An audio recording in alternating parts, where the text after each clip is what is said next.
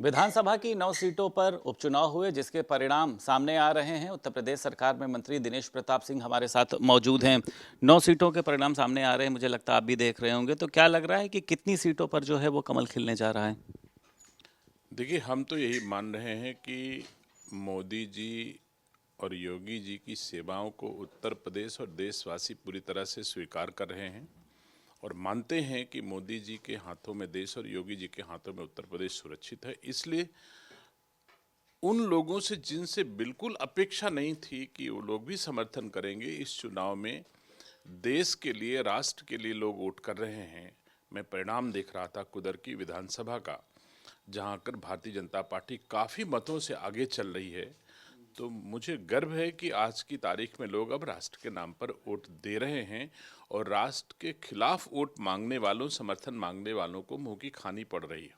सीसामऊ करहल की अगर बात करी जाए तो यहाँ पे समाजवादी पार्टी जो है वो आगे चल रही है। तो इसके पीछे की क्या आप वजह देख रहे हैं? वहाँ पे सपा का इतना समर्थन रहा या आपकी योजनाएं वहाँ तक नहीं पहुँची? नहीं, योजनाएं पहुंची जरूर हैं, लेकिन थोड़ा बहुत इसका लिहाज हो सकता है कि जो जहाँ का रहने वाला होता है, थोड़ा उसका लिहाज जो है लोगों ने किया होगा।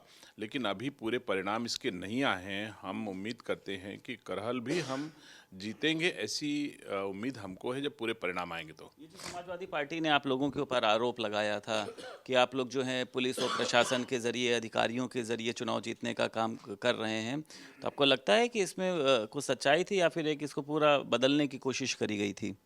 समाजवादी पार्टी ने यही आरोप, जब विगत लोकसभा के चुनाव में समाजवादी पार्टी उत्तर प्रदेश में सबसे ज़्यादा सीटें जीती थी, तब उसने आरोप नहीं लगाया।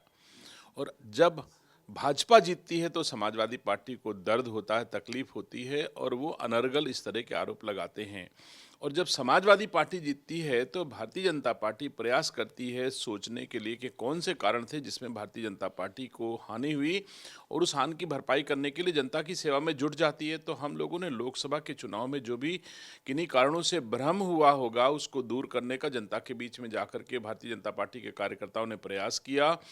प्रधानमंत्री जी, गृह मंत्री जी, रक्षा मंत्री जी, मुख्यमंत्री जी, सब लोगों ने मिल करके एक वातावरण डेवलप किया। और आज की तारीख में मैं कह सकता हूं कि पूरे देश में, आप चाहे महाराष्ट्र हो, चाहे झारखंड हो, चाहे और राज्यों में जहां उपचुनाव हो, उत्तर प्रदेश सहित सब जगह भारतीय जनता पार्टी लगभग आगे चल रही है। आपको लगता है विपक्ष एक बार फिर से ईवीएम पर आरोप लगाएगा? हाँ, 100%। ये तो आपने बिल्कुल सही सवाल पूछा। बस एक घंटे, डेढ़ घंटे के बाद ही आप शुरू हो जाएगा ईवीएम को गाली देना। लेकिन दुख इस बात का है कि जब कोई एक उंगली किसी पे उठाता है तो 3 उंगलियां उसके ऊपर अपने आप उठ जाती हैं।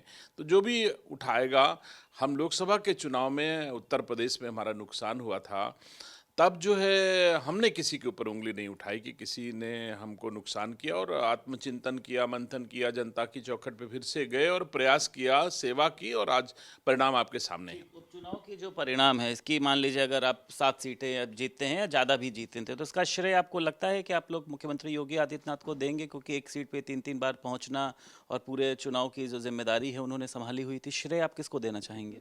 बिल्कुल, उत्तर प्रदेश के यशस्वी मुख्यमंत्री जी एक बहुत ही परिश्रमी, ईमानदार व्यक्तित्व हैं, और उन्होंने जो उत्तर प्रदेश को गुंडा राज मुक्त, भ्रष्टाचार मुक्त बनाने में जो भूमिका निर्वहन की है, ये श्रेय उनको जाता है। करोड़ों कार्यकर लाखों कार्यकर्ताओं की मेहनत और परिश्रम का भी परिणाम है, और उत्तर प्रदेश के यशस्वी मुख्यमंत्री जी की मेहनत और परिश्रम और योग्यता का परिणाम है। बहुत शुक्रिया बात करने के लिए। उत्तर प्रदेश सरकार में मंत्री दिनेश प्रताप सिंह हमारे साथ मौजूद थे। लखनऊ से वीडियो जर्नलिस्ट निखिल गौड़ के साथ संदीप खेर, भारत समाचार।